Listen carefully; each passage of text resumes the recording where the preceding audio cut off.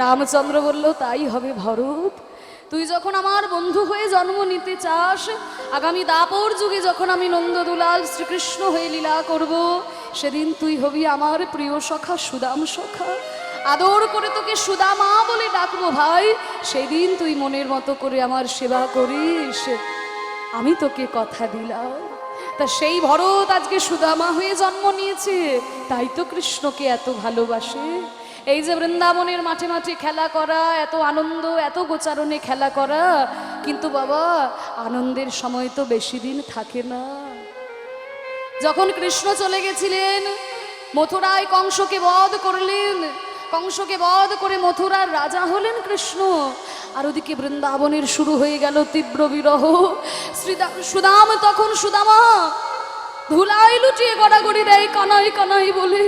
মথুরা থেকে যদি কোনো গরু আসে, গরুটাকেও গলা জড়িয়ে ধরে বলে, ওগো বলতে পারো আমার ভাই কানাই কোথায় আছে? সুদামার পিতা মটুক মহারাজ দেখলেন, আমার চোখের সামনে আমার ছেলেটা এরকম এরকম কৃষ্ণ বিরহে পাগল হয়ে যাবে, আমি কি বাবা হয়ে দাঁড়িয়ে দাঁড়িয়ে দেখতে পারবো? তখন মটুক মহারাজ তলে তলে খবর নিলেন যে কৃষ্ণ আর বলরামকে পড়াশোনা শেখানোর জন্য বসুদেব, রাজা বসুদেব পাঠাচ্ছেন সান্দীপনী মুনির বিশ্ববিদ্যালয়ে।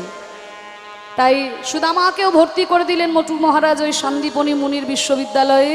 তাহলে কৃষ্ণের সঙ্গে দেখা হলে আমার ছেলে পাগল হওয়া থেকে বেঁচে যাবে, ছেলে আমার পড়াশোনা করে পণ্ডিত হয়ে ঘরে আসবে, তাই আমার এক ঢিলে দুটো পাখি মরে যাবে। তাই সুদামাকেও ভর্তি করে দিলেন ওই সান্দীপনী মুনির বিশ্ববিদ্যালয়ে। আর কৃষ্ণ বলরামও এসেছেন সেখানে শিক্ষা গ্রহণ করার জন্য। কত আনন্দ হয়েছে সুদামার।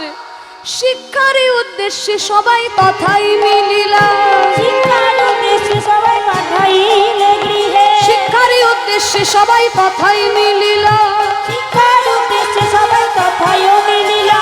বহুদিন পরে কত আনন্দ হইল, বহুদিনের পরে কত আনন্দ হইল, বহুদিনের পরে কত আনন্দ হইল। আনন্দ ধরে না, আনন্দ ধরে না, আনন্দ ধরে না, আনন্দ ধরে না। বহুদিন পরে সখা পেয়ে আনন্দ ধরে না, বহুদিন পরে সখা পেয়ে আনন্দ ধরে না। বহুদিন পরে কৃষ্ণকে দেখতে পেয়ে সুদামার কি আনন্দ, বুকের মধ্যে জড়িয়ে ধরেছে, ভাই তুই কেমন আছিস ভাই, তোকে কতদিন দেখি নাই, তোকে না দেখতে পেয়ে আমার কোনো কিছু ভালো লাগতো না জানিস ভাই। বলে সুদামা এবার চুপ কর। বলে চুপ করবো কেন? বলে ওই দেখ আমাদের গুরুমশাই সান্দীপনী মুনি আসছে। যেই বলেছে গুরুমশাই আসছে, চুপচাপ দাঁড়িয়ে গেছে। সান্দীপনী মুনি এসে বলছে, আমার বিশ্ববিদ্যালয়ে আমি তোমাদের সবাইকে স্বাগতম জানাই। আমার বিশ্ববিদ্যালয়ে তোমরা সবাই শিক্ষা লাভ করতে এসেছো, মন দিয়ে তোমরা শিক্ষা গ্রহণ করবে, কিন্তু তার আগে আমি সবার সাথে একটু পরিচয়টা সেরে নিই। তোমাদের মধ্যে সবার বড় কে গো? সবার মধ্যে হ্যাঁ, সবার সবার বড় কে? মধ্যে আমি বড় গুরুদেব। তোমার নাম কি গো? আমার নাম হ্যাঁ? আমার নাম ব ব ব বলরাম। বলে আমার নাম বলরাম। দাদা বলরাম একটু তোতলা মতো ছিল। আচ্ছা ঠিক আছে দাদা বলরাম, আমার বিশ্ববিদ্যালয়ে তুমি কি বিদ্যা লাভ করতে চাও? কি বিদ্যা লাভ করতে চাই হ্যাঁ? গুরুদেব? আমি আপনার বিদ্যালয়ে ধনুর বিদ্যা লাভ করতে চাই। আচ্ছা ঠিক আছে ঠিক আছে, শোনো বলরাম, তুমি যখন ধনুর্বিদ্যা শিখতে চাও, তোমার হাত চললেই যথেষ্ট বাবা, তোমাকে মুখ চালাতে হবে না। হরি বল। তুমি যেহেতু ধনুর্বিদ্যা শিখতে চাও, তোমাকে মুখ চালাতে হবে না, তোমার হাত চললেই যথেষ্ট। কারণ মুখ চালানোর জন্য তো কৃষ্ণচন্দ্র রয়েছেন। হ্যাঁ, শ্রীমদ্ ভাগবত গীতায় তিনি যা বলেছেন আর দ্বিতীয় আর কাউকে বলতে হবে না। তাই মুখ চালানোর জন্য কৃষ্ণ আছে, তোমার হাত চললেই হবে। শোনো, ধনুর্বিদ্যা শিখতে গেলে লক্ষ্য স্থির করতে হয়। চঞ্চল চিত্তে তুমি ধনুর্বিদ্যা শিখতে পারবে না, লক্ষ্য স্থির করে তুমি ধনুর্বিদ্যা শিক্ষা লাভ করো। এবার কৃষ্ণচন্দ্রকে বলছে, বলো বাবা তোমার নাম কি? বলে গুরুদেব আমার নাম কৃষ্ণচন্দ্র। তুমি সেই কৃষ্ণচন্দ্র? তোমার কথা আমি অনেক শুনেছি বাবা। বলো আমার বিশ্ববিদ্যালয়ে তুমি কি বিদ্যা লাভ করতে চাও? বলে গুরুদেব আপনার বিশ্ববিদ্যালয়ে কি কি বিদ্যা শিক্ষা দান করা হয়? বলে হ্যাঁ, এটা খুব ভালো প্রশ্ন। শোনো, আমার বিশ্ববিদ্যালয়ে 14 শাস্ত্রের সঙ্গে 64 কলা বিদ্যা শিক্ষা দান করা হয়। 64 কলা বিদ্যা? বলে হ্যাঁ গুরুদেব। বলে তাহলে আমি 64 কলা বিদ্যাই অর্জন করতে চাই। হ্যাঁ, 64 বিদ্যা শিখবে তুমি? বলে হ্যাঁ গুরুদেব, আপনি যদি কৃপা করে দান করেন তাহলে আমি 64 বিদ্যাই লাভ করতে চাই। 64 বিদ্যা লাভ করা মানে 64টা বিষয় এমএ পাস। বুঝতে পারছেন? অনেকে মনে করেন যে ভগবান শুধু অলিতে গলিতে প্রেম করেছে।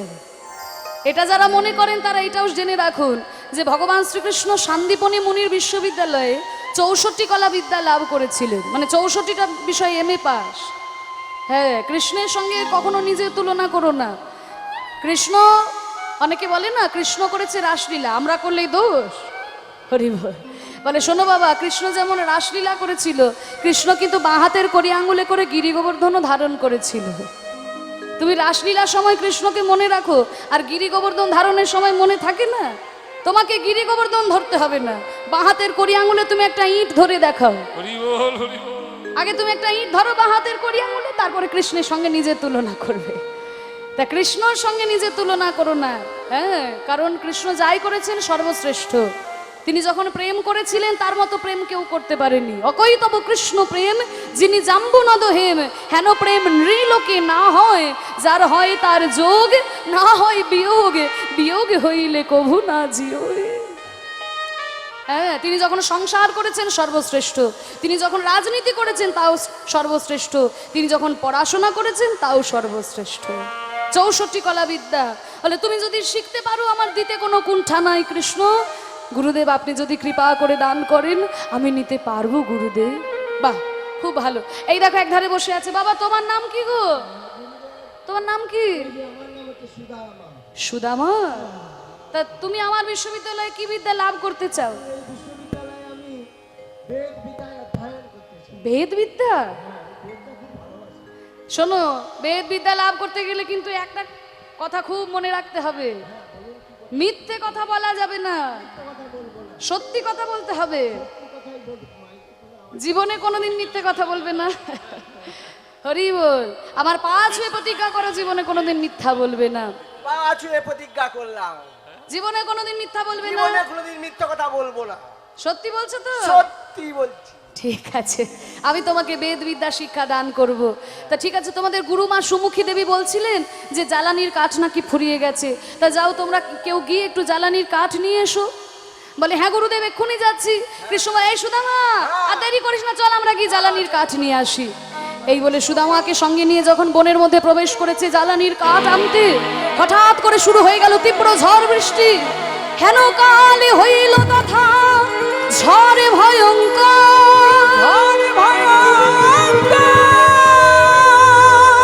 তীব্র ঝড় বৃষ্টি শুরু হয়ে গেল, বজ্র বিদ্যুৎ শুরু হয়ে গেছে। এত বৃষ্টির মধ্যে, ঝড়ের মধ্যে অন্ধকার হয়ে গেছে। কৃষ্ণ সুদামা কেউ কাউকে দেখতে পাচ্ছে না। সুদামা, কৃষ্ণ,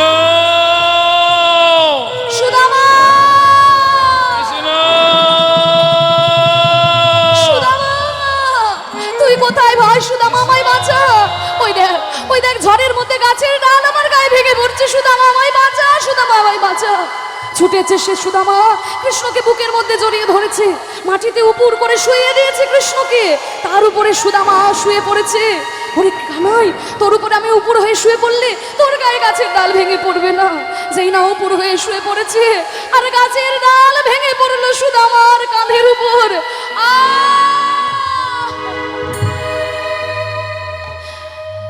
কানাই আমার গায়ে ব্যথা লাগে লাগুক, কানাই আমি তোকে বাঁচাবো, কানাই আমি তোকে বাঁচাবো। দেখুন সারা রাত্রি বুকে করে আগলে রেখেছে সুদামা। আমি এক্ষুনি বললাম যে কৃষ্ণ বাঁ হাতের কড়ি আঙুলে করে গিরি গোবর্ধন ধারণ করেছিলেন। আচ্ছা মাগো, সেই কৃষ্ণ কি পারতেন না ওই গাছের ডালকে নিজের হাতে আটকে দিতে?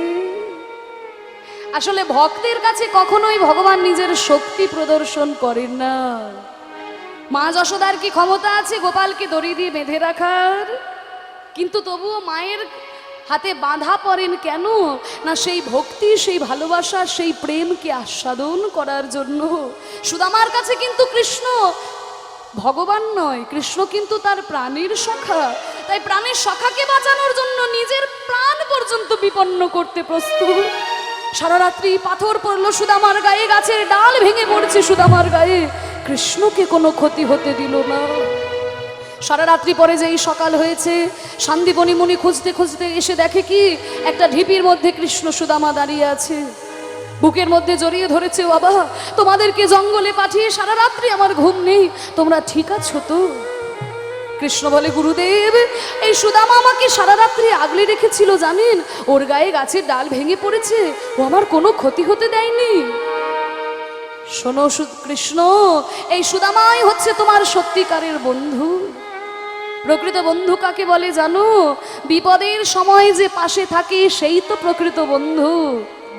আমরা সুখের সময় সবাইকে পাশে পাই মাগো, কিন্তু বিপদের সময় পাশে পাই না। যারা বিপদের সময় শক্ত হাতে দাঁড়িয়ে থাকে, শক্তি যোগায়, তারাই কিন্তু প্রকৃত বন্ধু।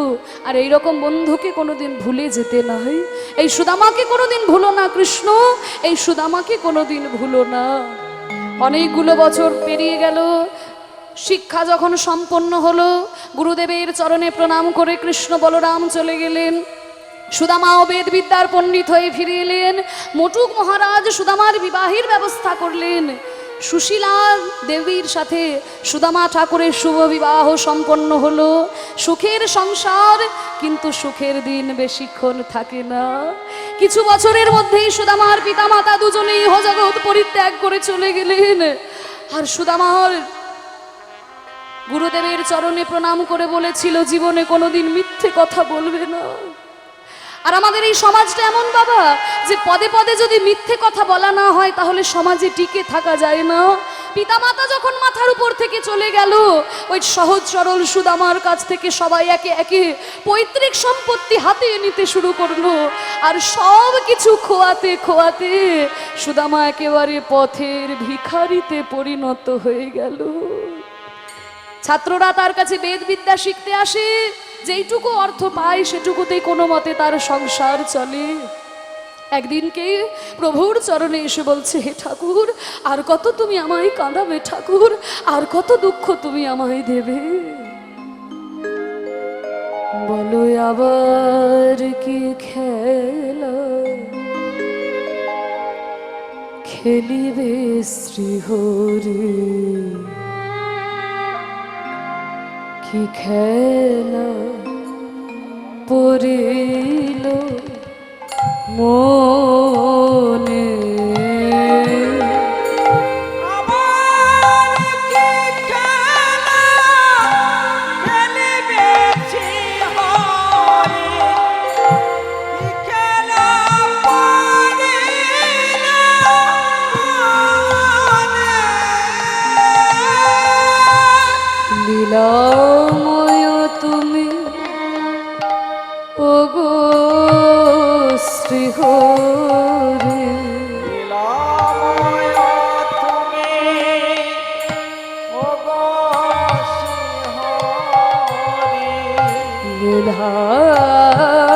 লীলাময় তুমি ওগো শ্রীহরি, লীলাময় তুমি ওগো শ্রীহরি। খেলা বুঝিব আমি কেমনে,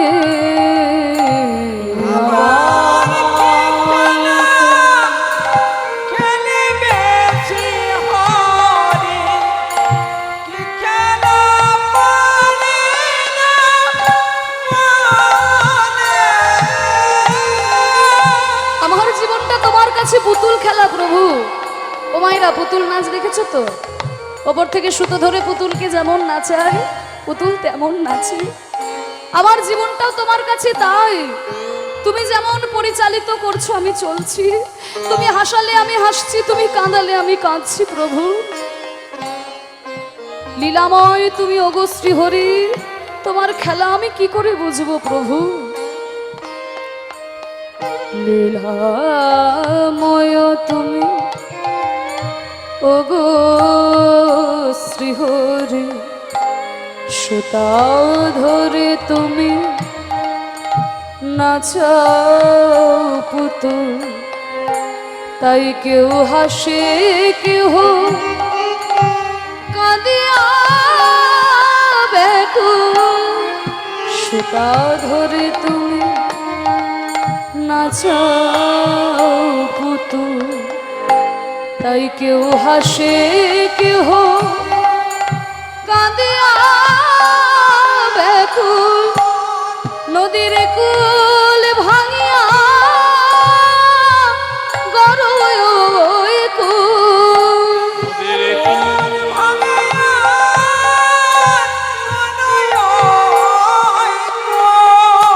নদীর কুল ভাঙিয়া গড়ই কুল। নদীর কোল ভাঙিয়া গড়ই কুল। খেলা বুঝিব আমি কেমনে আবার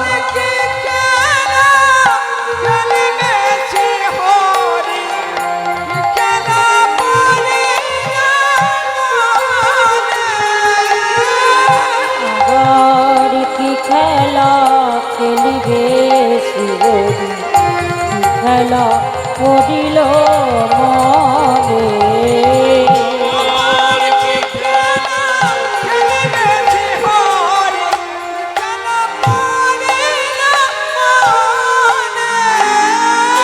সুদামা ঠাকুরের স্ত্রী সুশীলা দেবী এসে বলছে, স্বামী সংসারের অর্থ কষ্ট আপনাকে ব্যথিত করছে। বলে, না না সুশীলা, সামান্য অর্থের জন্য আমি ব্যথা পাইনি। আজকে আমার পিতা মাতার কথা বড় মনে হচ্ছে, তাই আমি কাঁদছি। স্বামী, আমি শুনেছি আপনার বন্ধু নাকি সম্প্রতি দ্বারকায় রাজত্ব স্থাপন করেছে। তা যার বন্ধু রাজা, তার এরকম দুঃখ দুর্দশা, আপনি যান না একবার বন্ধুর কাছে। কি বললে সুশীলা? আমার বন্ধুর কাছে আমি চাইবো যে কৃষ্ণকে আমি ছোটবেলা থেকে এত ভালোবেসে এসেছি, তার কাছে আমি চাইবো? না না স্বামী, আপনি ভুল ভাবছেন। আমি কি আপনাকে চাইতে বলেছি? আমি বললাম আপনার বন্ধুর সঙ্গে দেখা করলেই আপনার মন ভালো হবে। এই কথা তুমি ঠিক বলেছ। সেই কোন গুরুগৃহে আমাদের দেখা হয়েছে, তারপরে তো দেখা হয় নাই। কিন্তু সুশীলা, তুমি যে আমাকে কৃষ্ণের কাছে যেতে বলছো, আমি খালি হাতে কেমন করে তার কাছে যাই বলো দেখি সুশীলা? আমার কাছে যে কানাইকে দেওয়ার মতো কিছু না। বন্ধুর বাড়ি যদি বন্ধু প্রতিদিন যায়, সঙ্গে করে কিছু উপহার না নিলেও হয়, কিন্তু বহু বছর পরে যদি বন্ধুর বাড়ি বন্ধু বেড়াতে যায়, তাহলে কি আর খালি হাতে যেতে পারে? আমার কাছে যে কৃষ্ণকে দেওয়ার মতো কিছু নাই সুশীলা। সুশীলা দেবী বলল, স্বামী তাহলে একটু অপেক্ষা করুন, আমি বরং একটু বৃন্দাবনের দ্বারে দ্বারে ভিক্ষা করে আনি। যেই না সুশীলা দেবী ভিক্ষা করতে গেল, নানানজন নানান কটু কথা বলছে। কেউ কেউ বলে, দেখো দেখো, প্রত্যেকদিন সুদামা নিজে আসে, আজকে বউটাকে পাঠিয়েছে। আরে বাবা, সত্যবাদী যুধিষ্ঠির গো, হ্যাঁ, আমরা নাকি মিথ্যাবাদী, তাই আমাদের সঙ্গে তিনি কথা বলেন না। তাই আজকে আবার বউকে পাঠিয়েছে আমাদের কাছে ভিক্ষা নিতে। আমাদের দেওয়া ভিক্ষার অন্ন রুজবে তো? নানান কটু কথা শুনেও সুশীলা দেবী ভিক্ষা করছেন দাঁড়ে দাঁড়ে। 4টি পাড়া ছিল, পূর্ব পশ্চিম উত্তর দক্ষিণ। 4টি পাড়া থেকে একজন করে ভিক্ষা দিল। আর খুব সৌভাগ্যের বিষয়, ওই 4 জনই এক মুষ্টি করে চিড়ে ভিক্ষা দিয়েছে। এক মুষ্টি করে চিড়ে ভিক্ষা দিয়েছে। আর সেই 4 মুষ্টি চিড়ে নিয়ে সুশীলা দেবী এসেছেন। এখানে তত্ত্ব আছে বাবা। ওই যে একটা পাড়া থেকে একজন করে ভিক্ষা দিল, ওই একজনের জন্যই কিন্তু গোটা পাড়াটা ওই কৃষ্ণের রোষানল থেকে রক্ষা পেয়ে গেল। কোনো এলাকায় কোনো অঞ্চলে যদি একজনও ভালো মানুষ থাকে, তার জন্য পুরো অঞ্চলটাই রক্ষা পেয়ে যায়। যদি একজনও না দিত, তাহলে পুরো এলাকাটাই ধ্বংস হয়ে যায়। আর আরেকটি কারণ আছে, ধর্ম অর্থ কাম মোক্ষ, এই 4টি কারণে 4 জন ভিক্ষা দিল। কেউ ভিক্ষা দিল ধর্মের জন্য, কেউ অর্থ লাভের জন্য, কেউ মোক্ষ লাভ করার জন্য, আর কেউ কামনা বাসনা পরিতৃপ্ত করার জন্য ভিক্ষা দিল। এই 4টি কারণে 4 জন ভিক্ষা দিল। আর সেই 4 মুষ্টি চিড়ে নিয়ে এসে সুশীলা দেবী বলছে, স্বামী আর তো কিছু পাইনি, এই সামান্য চিড়েটুকুই ভিক্ষা করে পেয়েছি। এই চিড়েটাই না হয় আপনার বন্ধুকে উপহার দেবে। এই বলে সেই 4 মুষ্টি চিড়ে আঁচলের মধ্যে বেঁধে আজকে সুদামা ঠাকুর চলেছে সেই কৃষ্ণের কাছে যাচ্ছে আর গাইছে, পায়ো জি मैंने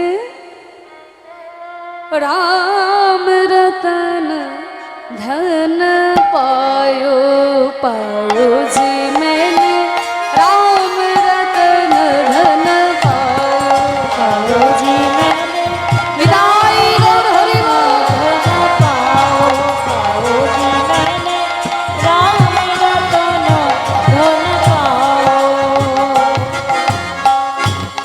वस्तु अमोलिक दे मोर सतगुरु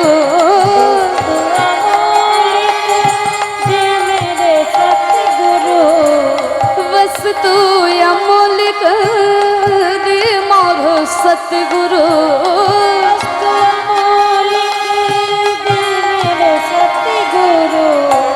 कृपा कर कृपा कर कृपा कर अपनायो जी मैंने राम रतन धन बोलो ध्वनि जी मैंने राम रतन धन पाओ पाओ जी मैंने राम रतन धन पाओ। ये राम रतन ऐसा रतन है कि चोर न लूटे खर्च न खोटे छोड़ना लुटरे पैसे तोरे ये चोर न लूटे खर्च न खोटे चोर न लूटे पैसे तोरे এই রাম রত্ন এমন রত্ন যেটা চোরে চুরি করতে পারে না হরি বল এই যে রামরত্ন বা শ্যামরত্ন যাই বললেন না কেন এটা সঞ্চার হয়েছে আমাদের হৃদয়ের মধ্যে হরিনাম শুনে হরিনাম গেয়ে তাহলে এই রত্ন কেউ চুরি করতে পারে না বাড়িতে মণি মুক্তা হিরে চুনি পান্না এইসব রত্নগুলো চুরি হয়ে যেতেই পারে কিন্তু এই যে হৃদয়ে আপনাদের প্রেম রত্ন সঞ্চার হচ্ছে এই হরিনাম শ্রবণ করে এই রত্ন কিন্তু কেউ চুরি করতে পারবে না कि चोर ना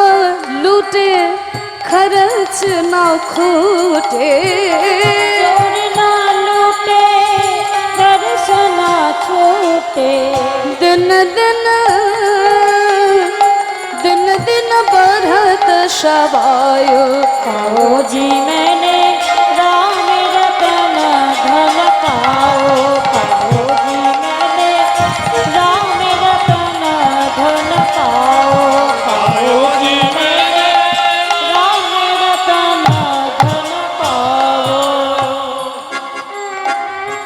जन्म जन्म के पूजी पाए जन्म जन्म की ए जीवावे जन्म जन्म के पूजी पाए जन्म जन्म की पूजी पावे जग में सभी खुबायो पाओ जी मैंने राम रतन धन पाओ पाओ जी मैंने राम रतन धन पाओ पाओ जी मैंने राम रतन धन पाओ पाओ जी मैंने राम रतन धन पाओ। मेरा के प्रभु गिरधर नागर मीरा के प्रभु गिरधर नागर मेरा मेरा मेरा मेरा मेरा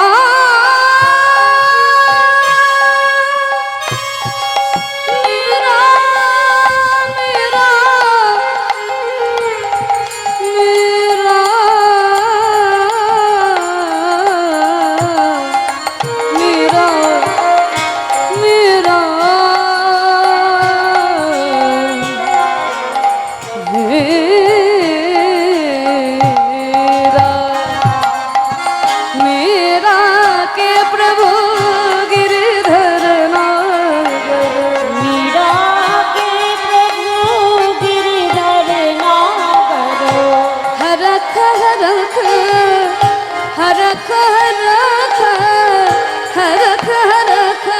गायो पाओ जी मैंने राम रतन धन पाओ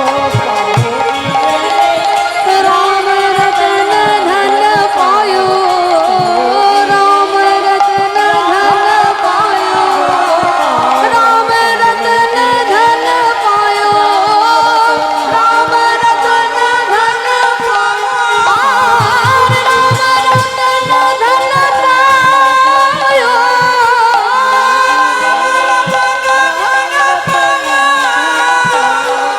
पायो जी मैंने राम रतन धन पाओ जी मैंने राम रतन धन पाओ श्याम रतन धन राम रतन धन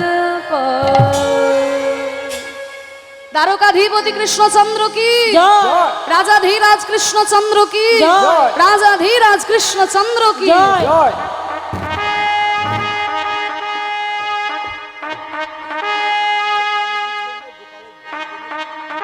আচ্ছা জানি তো আচ্ছা আচ্ছা বিশেষ একটি ঘোষণা গোপালের ভোগের যারা মানসিক দিতে চান যারা ইচ্ছুক তারা কমিটির সঙ্গে যোগাযোগ করুন ভোগের মূল্য সর্বসাকুল্যে 51 টাকা মাত্র অনেকেই এই মালসা ভোগ দিয়ে যারা মনের ইচ্ছা যা করেছেন ইচ্ছা গোপাল পূর্ণ করেছেন তাই আপনারাও যদি এই মালসা ভোগ দিতে চান আপনারা দিতে পারেন মাত্র 51টি টাকা আপনারা কমিটির সাথে যোগাযোগ করবেন এই মালসা ভোগ আপনারা লাভ করবেন নিতাই গৌর প্রেমানন্দে হরি বল হরি বল হরি বল বেজে গেছে হরি বল তাই যখন সুদামা এসেছে দারোয়ান গিয়ে বলেছে তার বন্ধু সুদামা এসেছে কৃষ্ণ ছুটতে ছুটতে সিংহাসন থেকে নেমে বাইরে বেরিয়ে এসে সুদামাকে বুকে জড়িয়ে ধরেছে ওরে সুদামা এতদিন পরে বন্ধুর কথা মনে পড়েছে ভাই টানতে টানতে নিয়ে গেছে সিংহাসনের উপর বসালো সময় খুব সীমিত পরবর্তী সম্প্রদায় এসেছে তাই যখন সুদামাকে সেবা দিয়েছে সুদামাকে আপ্যায়ন করলো শেষে সুদামাকে বলছে ওরে সুদামা এতদিন পরে আমার কাছে এসেছিস ভাই তুই আমার জন্য কি এনেছিস সুদামা মনে মনে ভাবেও আমার বন্ধু কৃষ্ণ ছোটবেলা থেকে তার বদনে আমি কত মন্ডা মিঠাই তুলে দিয়েছি এই শুকনো চিড়ে আমি তাকে কেমন করে দেব সে যখন রাজা হয়েছে আমি চিড়ে কেমন করে দেব তখন ওই চিড়েটাকে বগলের মধ্যে ভরে নিয়েছে না কানাই কিছু আনিনি কৃষ্ণ বলছে আনিসনি বেশ করেছিস আর একটু ভালো করে আলিঙ্গন করি যেই না জোর করে আলিঙ্গন করতে গেছে অমনি বগল দাবা থেকে চিড়েটা মাটিতে পড়েছে যেই না মাটিতে পড়ে গেছে পুটলিটাকে খুলে আমার কৃষ্ণচন্দ্র দেখলো তার মধ্যে রয়েছে ভিজানো চিড়ে আর ভিজানো চিড়ে দেখি কাঁদতে কাঁদতে বলছে ওরে সুদামা রে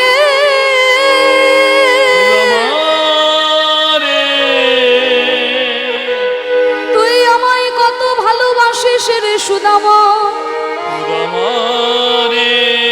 প্রতিদিন ফল মিষ্টি খেতে খেতে আমার মুখটা পচে গেল আমার মুখের স্বাদ বদলাবার জন্য তুই চিড়ে এনেছিস আমার শুকনো চিড়ে খেতে আমার বদনে ব্যথা লাগবে বলে তুই চিড়েগুলো ভিজিয়ে এনেছিস সুদামা বলে ওরে কানাই রে আমি তো চিড়ে ভিজিয়ে আনি নাই আমার নয়ন জলে চিড়ে ভিজে গিয়েছে আমার নয়ন জলে চিরে ভিজে গিয়েছে কানাই আমি চিড়ে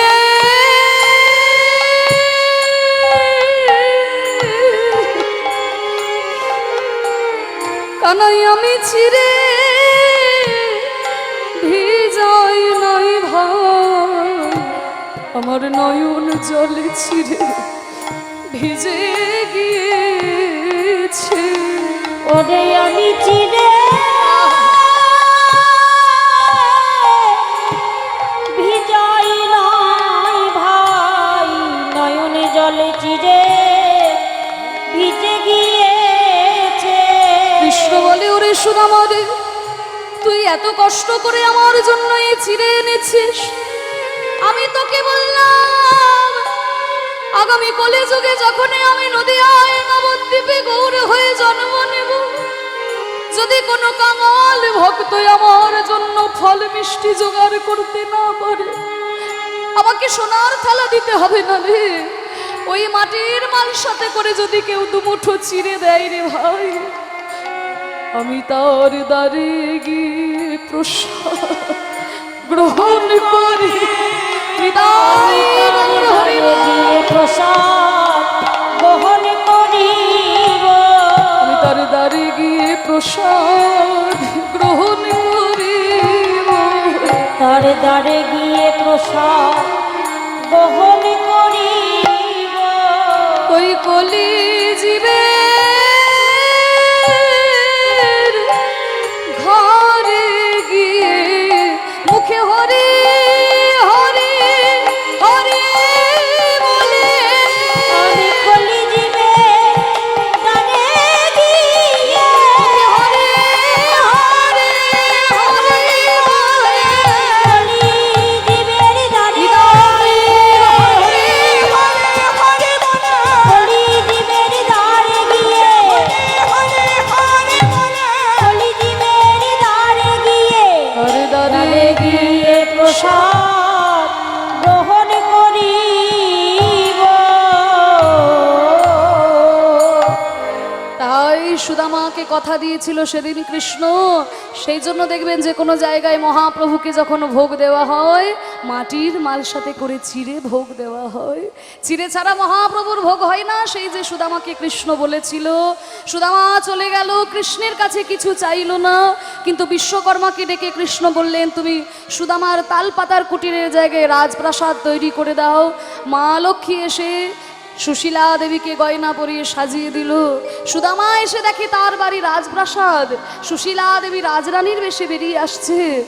বলে উঠলো, ওরে কানাই, আমি তোর কাছে ধন সম্পত্তি টাকা পয়সা চাই না ভাই, এই যেন এইভাবে তোকে যেন বন্ধুরূপে আমি চিরকাল সেবা করতে পারি। এই সুদামা ঠাকুর কলিযুগে জন্মগ্রহণ করেছেন সুন্দরানন্দ পণ্ডিত রূপে, যিনি জামির গাছে কদম ফুল ফুটিয়েছিলেন, এত বড় বৈষ্ণব ছিলেন। তাই সবাই বলুন, কৃষ্ণ সুদামা কি জয়। কৃষ্ণ সুদামা কি জয়। ভক্ত ভগবান কি জয়। আবন আবন গুরু মহারাজ কি জয়। হরিনাম সংকীর্তন কি জয়। আজকের হরিনাম সংকীর্তন কি জয়। জয় গৌর ভক্তবৃন্দ গৌর যার প্রাণ, জয় গৌর ভক্তবৃন্দ গৌর যার প্রাণ, সবে মিলে করো মোরে প্রেম ভক্তি দাও, সবে মিলে করো মোরে প্রেম ভক্তি দাও, চৌদিকে বৈষ্ণবের দল তারা